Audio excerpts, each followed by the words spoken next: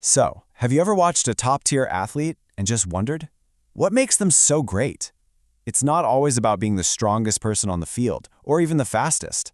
Today, we're going to pull back the curtain on elite performance and dig into 3 absolutely vital skills from your BTEC Sport Component 3. Seriously, think about it. Picture your favorite sport. You've got 2 players, they look pretty evenly matched physically, right? But one of them just consistently has the edge. They seem to know what's going to happen next, they react a split second quicker, and they just flow, even under insane pressure. So what is their secret? Well, that's exactly what we're about to get into. The secret is all in the software that runs the body's hardware. And that software is made up of these skill-related components. We're talking about reaction time, balance, and coordination. These are the skills that let an athlete channel all of their raw power and speed and apply it with pinpoint precision right when it matters most. All right, first up, reaction time. You know, in the world of high-level sports, a tiny fraction of a second can be everything. It can be the difference between a gold medal and a silver one, between scoring a goal or making a save, between winning and losing. So let's look at how you can start shaving off those critical milliseconds. Okay, so here's the official BTEC definition. The 2 keywords you need to lock onto are stimulus and response. A stimulus is the cue. It could be the bang of a starter's pistol, an opponent making a sudden move, or the way a ball comes off a bat. The response is how fast your body kicks into gear to react. Can you think of a big stimulus-response moment in the sport you love? And this image right here, it's the perfect example. The stimulus is the sound of that gun. The response is that explosive power coming out of the blocks. It's wild to think about, but in an Olympic 100-meter final, a reaction time difference of just 1/10 of a second can separate first place from last. That's how crucial this is. So how do you actually get faster? How do you upgrade that reaction software? Well, it all comes down to super specific training. You see goalkeepers practicing with deflected shots because it's unpredictable. Cricket players face bowlers sending balls down at lightning speed. By doing this over and over, you're basically rewiring your nervous system to fire off a response faster and faster. Now let's break it down, the good and the bad. What's awesome about reaction training is that you can tailor it perfectly to your sport, and you often don't need a ton of fancy expensive gear. But, and this is a big but, it takes some serious mental focus. And if you push too hard to react too fast, you risk making a mistake, like a false start, or even worse, getting injured. It's a real tightrope walk. Okay, next up is the unsung hero of all athletic skill, balance. Honestly, this is the stable foundation that every powerful, precise movement is built on. If your balance is off, all the speed and strength in the world won't help you much. So here's the technical bit. Your center of mass is basically your body's balance point, and your base of support is whatever's connecting you to the ground. Good balance is just about keeping that center of mass squarely over your base of support. Hey, try this with me right now. Just stand on one foot. You feel all those little muscles in your ankle and your core firing away to keep you from falling over? Yep, that's your balance system, working hard. But here's the thing, balance isn't just one skill. We've got static balance. That's all about being still and in control, like a gymnast locked into a perfect handstand. And then you have dynamic balance, which is about staying in control while you're on the move, like a footballer weaving through defenders. What are some other examples you can think of for both of these?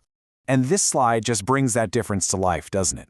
On one side, you've got the incredible stillness of static balance, and on the other, the controlled chaos of dynamic balance. In both situations, the body is making thousands of tiny automatic adjustments every single second just to maintain that stability. It's amazing.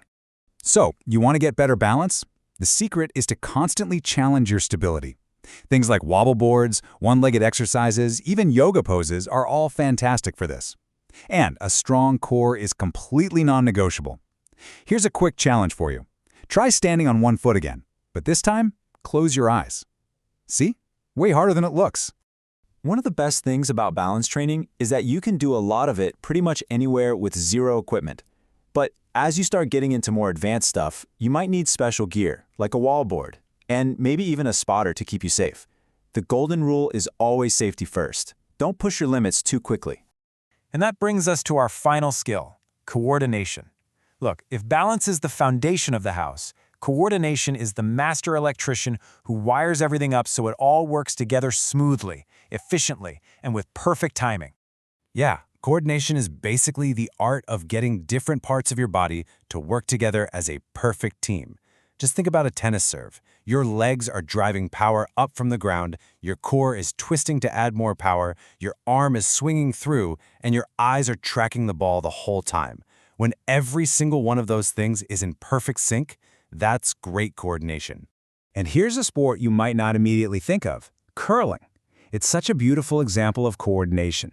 You have players gliding, aiming, and releasing the heavy stone in one fluid movement, while their teammates are sweeping in perfect rhythm.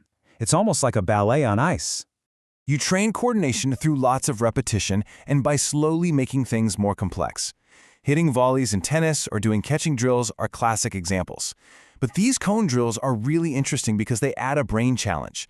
By making you react to different colored cones, you're not just training your body how to move, you're training your brain to make fast, accurate decisions under pressure. When you're working on coordination, the mental side of things is absolutely massive. It takes a huge amount of concentration, which can be really tiring, and that's where the risk comes in. The chance of injury goes way up when you're tired or lose focus. But the rewards are huge. You'll see a massive improvement in your performance, and it makes training a lot more interesting. Okay, so we've looked at the what and the how for these 3 key skills. But now let's put on our coach's hat. Because for your BTEC work, it's not enough to just know the drills. You have to understand why you're choosing a particular method. These are the questions you absolutely have to ask when you're evaluating any training method. You've got the practical stuff, right? Cost, safety, location. But the most important things to focus on are specificity and effectiveness. Is this training actually going to make a difference on game day? Being able to argue for your choices is what will make you a great coach or analyst. So I'm going to leave you with a challenge. Think about your own sport, or the one you follow the most. What's the hidden weakness that people maybe don't talk about enough? Is it reaction time? Is it balance? Or is it coordination? Because finding that weakness and turning it into a strength, well, that could be the key that unlocks your true potential. Thanks for tuning in.